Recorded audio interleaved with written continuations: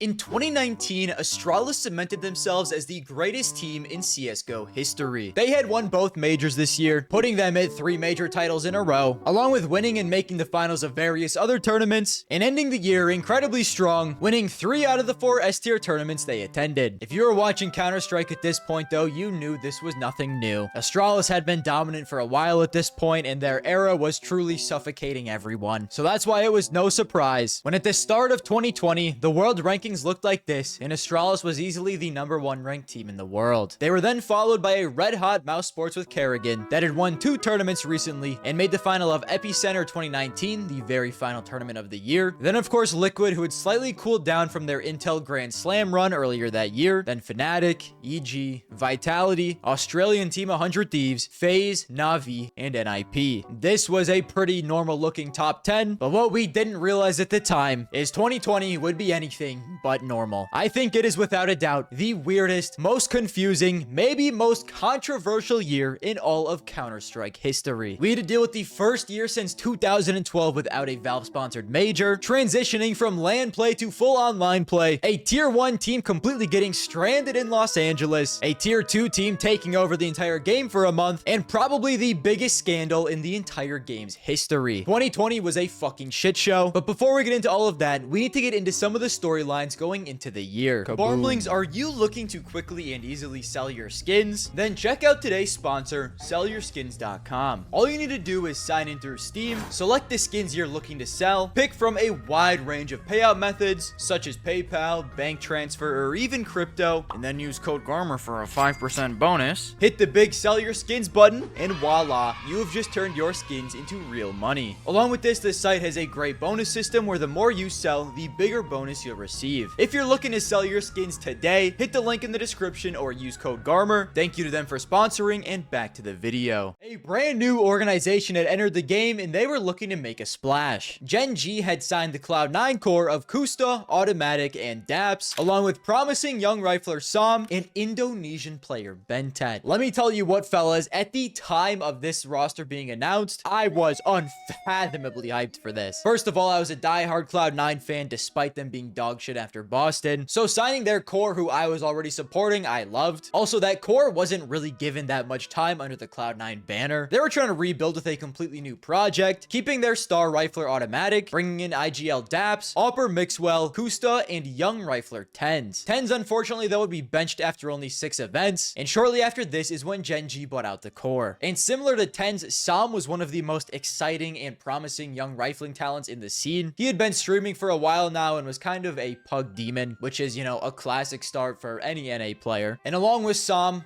Bentet was finally free. This dude had been frying on Tyloo for over 2 years at this point, posting a 1.21 rating. And while this move did catch people a little off guard, you know, player on a Chinese team moving all the way over to NA was a little strange, but without a doubt, people saw the potential. Bentet was one of the most talented players in the entire world. This Gen G team was now veteran IGL Daps and 4 Asians. Cloud9 had the super powerful Asian duo in Automatic and Stewie, so Gen G thought that maybe they could just simply duplicate that and even double it. Surely this will result in 2 majors instead of 1. Oh yeah, also Automatic was now the full-time opper, a role he had slightly dabbled with towards the end of his time on Cloud9, so while it was a little strange, it did make sense. Virtus Pro were now also back, benching their old scuffed Polish roster and buying out recent major final team of Vanguard. Fallen and the boys at MIBR were looking to make a return back to form, signing Myern from Sharks to replace Lucas 1, and their roster was now Fallen, KNG, Fur, Taco, and of course, Myern. This was a great move on paper because Buddy did just drop a 1.22 on Sharks and looked like he was ready for the move up to tier 1. OG was also building their own super team, signing NBK from Vitality, Valde from North, and Alexi B from Ents. To pair with them would be Issa and Opper Montu. Big were also rebuilding their team, benching top 5 Opper of all time Smooya. To replace him would be Searson, and they'd also replace Nex with Keto. Cloud9 would sign the ATK roster of TC as the coach,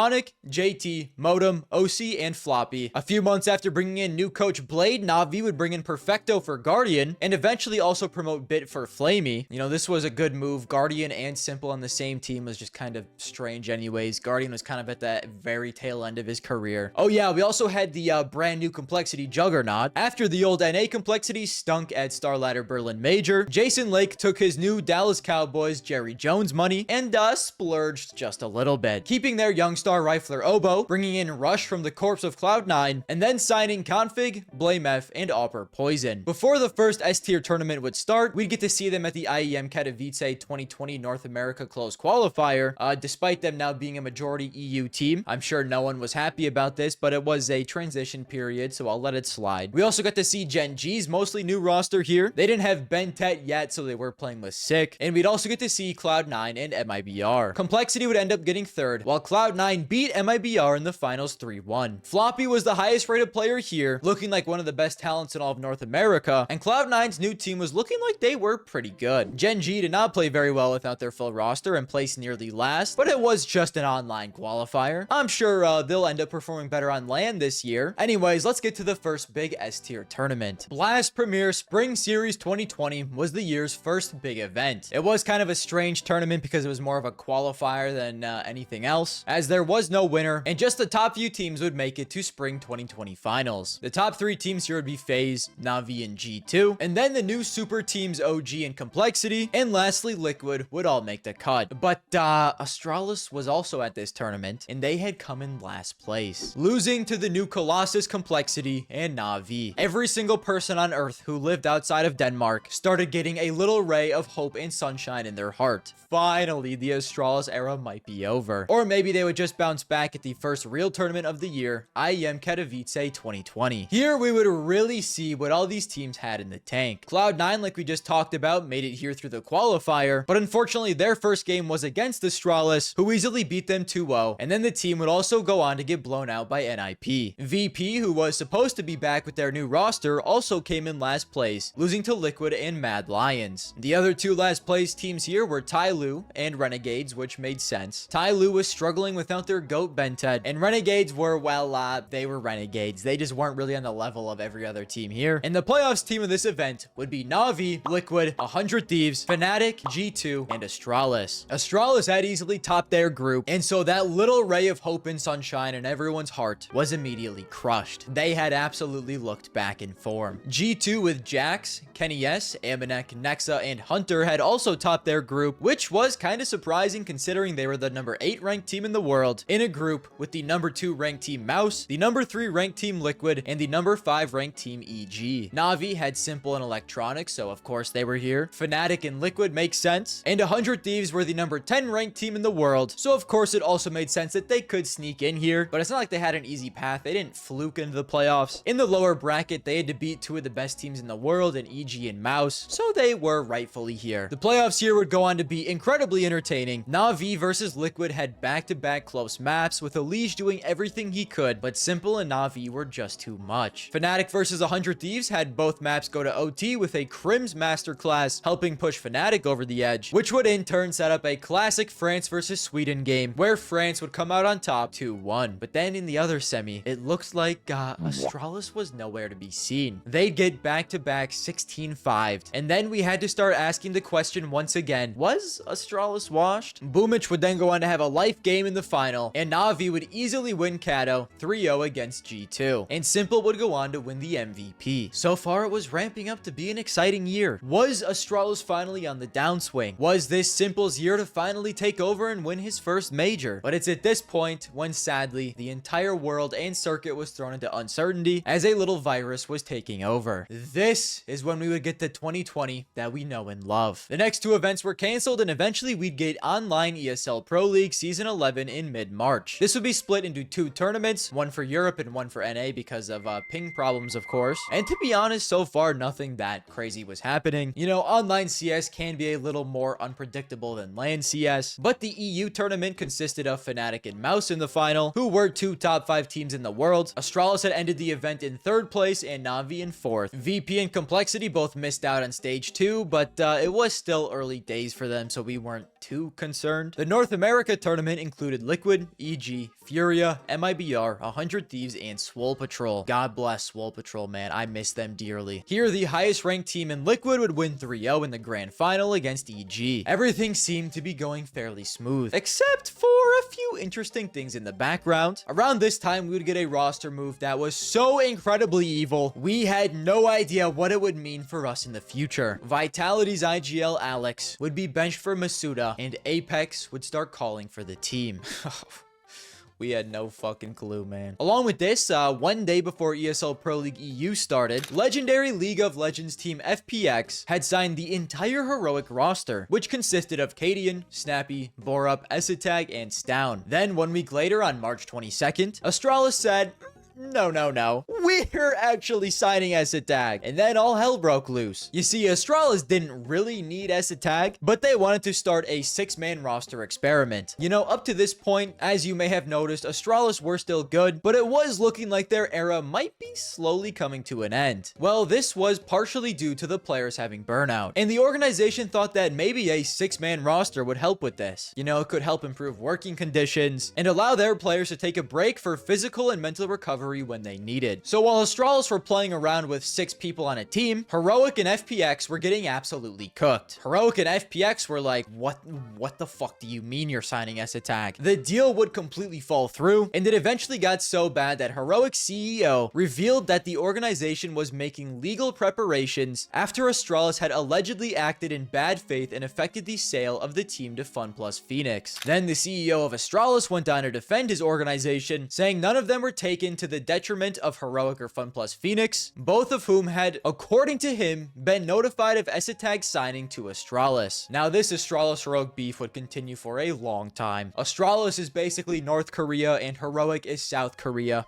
And I'm gonna be honest, no matter what the CEO of Astralis says, when you look at what they did here and what they did with future moves like Stown and Yabby, I think without a doubt Astralis is just trying to fuck with Heroic in a lot of instances. But hey man, I'm just looking in from the outside. I don't actually know anything. Anyways, not only did this make Heroic very mad, but also all the players on Heroic. After this deal completely collapsed, it ended up being an incredibly big issue because during this whole pandemic, when there was a ton of uncertainty around what exactly was going to be happening and what exactly was going on, the team had already flown out to LA for Flashpoint Season 1, and they had played their first game under the FPX banner. But now that the deal had fallen through, they would be forced to revert back to Heroic, forfeit their second match, and get eliminated from the tournament. This had left the team stranded for a bit before they eventually flew back to Denmark. And oh yeah, speaking of Flashpoint, this tournament was a complete disaster. If you want an incredibly well-made and in-depth video about it, Fi made one for his channel. I'll have it linked in the description. You can go check that out if you want. But for a kind of condensed version, Flashpoint was originally planned to be a LAN in Stockholm, but had to be moved to Faceit Studios in LA for the first week before being completely moved to online. This was also considered an S-tier tournament, despite it absolutely without a doubt being a tier 2 tournament. And while the highest ranked team here was number 13 ranked team Mad Lions, who went on to win the entire event. At this time, Na'Vi was now the number 1 ranked team in the world, with Astralis 2, Fnatic 3, Mouse 4, and G2 number 5. It was a little bit hard during this time to do super accurate world rankings, because of course, you know, all the teams were split up into their regions, so we don't really know where Liquid and EG should have been ranked during this time, but they would just slightly get bumped down from earlier in the year, with Liquid being at number 6 and EG being at number 7. And while we're waiting for the next tournament, we can talk about one of the other biggest storylines that was going on during this time in Jamppi. Jamppi at this point was one of the most exciting young riflers in the game, and like a lot of other young players at this time, he had a YouTube montage dedicated to him. I think it has like over 300,000 views at this point of just pros reacting to Jamppi's plays. But unfortunately,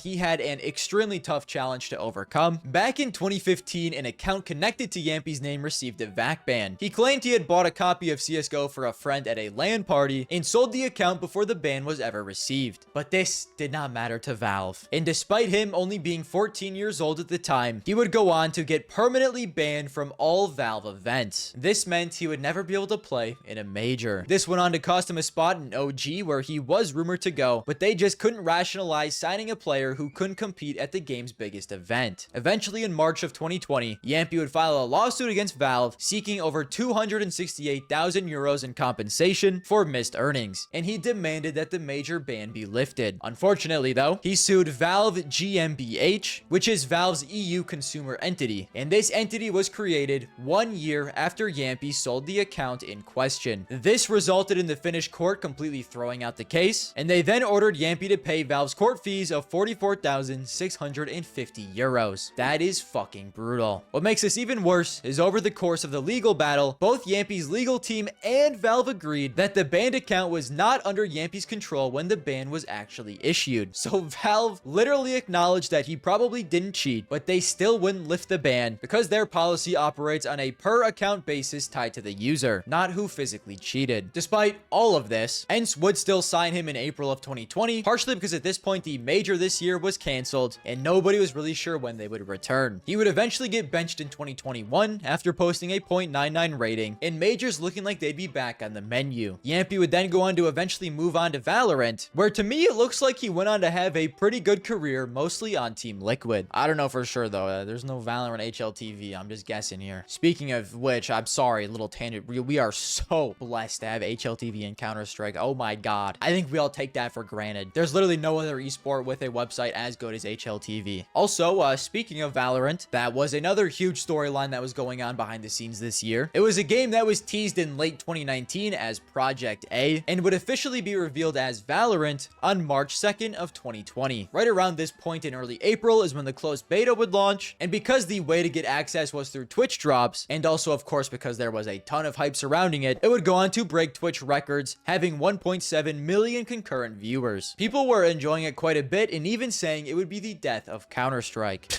Yeah, right. A game like Counter-Strike that had been around for 20 years, good luck, fellas. Except, they were partially right. Over the next few months, pro after pro after pro would begin to move over to the game. A huge chunk of which was from the NA player base. First it was Tens, then Swag, then Freakazoid, Nitro, Som, Hiko, Skadoodle, Mixwell, Steel, Wardell, Shazam, FNS, Yay, Sabrosa, and quite literally like the entire tier 2 NA scene. This would go on to completely cripple North America's Counter-Strike scene, and to this day, it is really not truly recovered. Anyways, yeah, there was a lot going on in the background this year.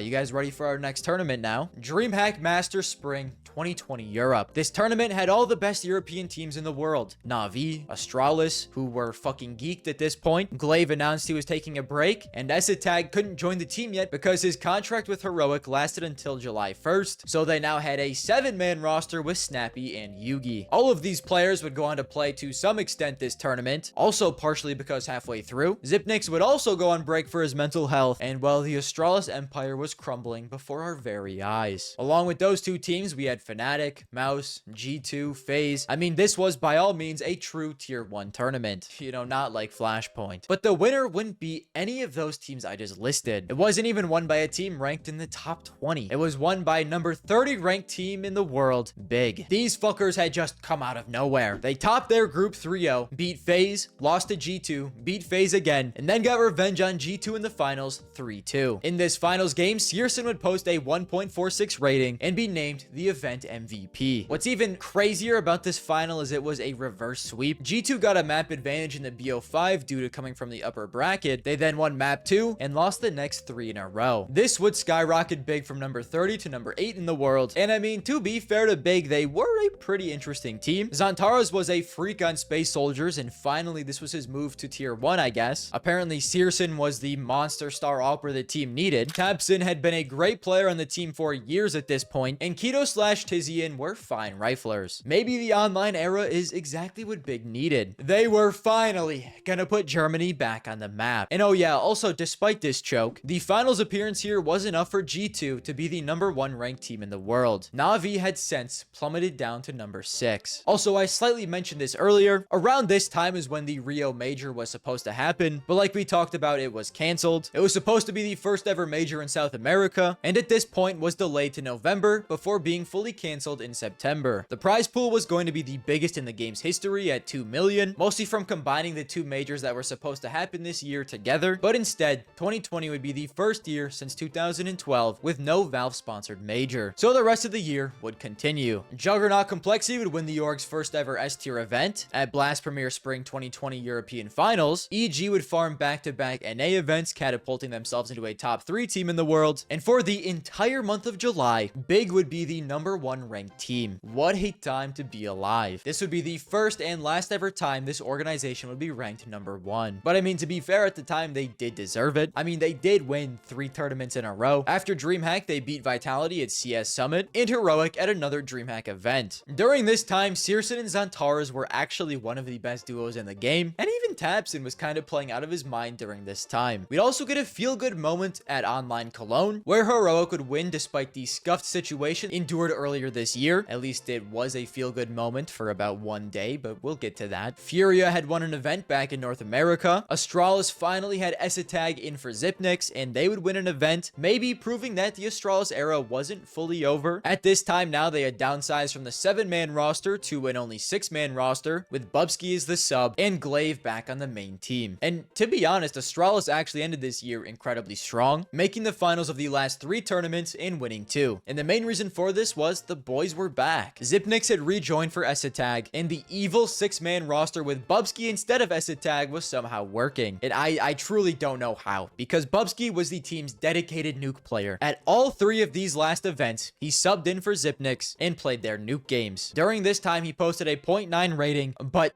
somehow overall it worked. The final event of the year even included a classic from 2019, Astralis dominant 3-0 final over Liquid. They decided to fly to Europe just for old time's sake. They just wanted to see their daddy one more time, I guess. Oh yeah, also Liquid had Grim in for Nitro now because, you know, Valorant. And well, that pretty much sums up the year tournament wise. Vitality had also won 2 tournaments. VP had finally broken through at Shitpoint 2 with their new star rifler Yakinder, but there were still quite a few storylines that I have not mentioned yet. Obo earlier this year had shockingly left Complexity with next to no notice. He informed the team that he was leaving just 24 hours before it happened, with Jason Lake saying he received the call at 1:30 a.m. and that Obo was already at the airport with his flight 2 hours away. The team understood but was of course frustrated with the lack of prior notice. Rush said it was a shock to all of us because he never really said to us, hey, I can't handle this, or hey, I want to go home. He never said anything. He just left on a whim. I lost a lot of respect for him. I gained a lot of respect for him making it this far, but I would never think about doing that. During this year, CSGO also broke its concurrent player record due to everyone being locked inside. We had another NA Oregon Cloud9 try to create a super team because they saw Complexity win 1 event. They would give the keys of the team to Henrik G, and he would go on to create the Colossus, with Alex, Woxic, Esatag, Floppy, and Mezzy. Also going public with each of the players' humongous salaries. This team would end up being a huge flop, lasting about 8 seconds, which, you know, is pretty long if you ask me. Oh yeah, and along with all this other bullshit, this year we had the biggest scandal in the game's history, potentially. The coaching bug scandal was made public on August 26th by Coach Lord. This was a bug that allowed coaches to freely spectate anywhere in the map, completely undetected. They would then go on to feed this unfairly obtained information to their teams for a competitive advantage. Within days, multiple coaches were banned, and the timing could not have been worse for Heroic. You know how I said they had a feel-good moment and won that S-tier event? Well, while this entire thing was getting exposed is when this tournament was going on, and 1 day after Heroic won their event, their coach Hunden would be banned for abusing this bug. Initially 37 coaches were banned, and well then Asterix kind of started getting put on a lot of results this year just because it looked like a lot of different people were cheating. But you know who wasn't cheating? Tao B, who was the coach of Big, was never found to have been using the bug. These fuckers hit #1 legit while potentially playing other teams that were cheating. 2020 was a horrible scuffed year that might not even count at all because of the coaching bug, but simply because of the Big era, I have no choice but to mark down 2020 as the most goated year of all time. It's also goated because Searson was the #10 rated player in the world this year. He was the first German to ever make the list. And I mean, if that isn't a good summary of how generational 2020 was, I really don't know what else to say. If anyone asks you how crazy was 2020, you can just look them in the eye and say, Searson ranked #10 in the world. All right, that's it from me, fellas. Let me know if you want me to reminisce over any other years in Counter-Strike history. If you liked the video, like. If you enjoy the content, subscribe. And if you want to be notified, turn on notifications. And I will see you guys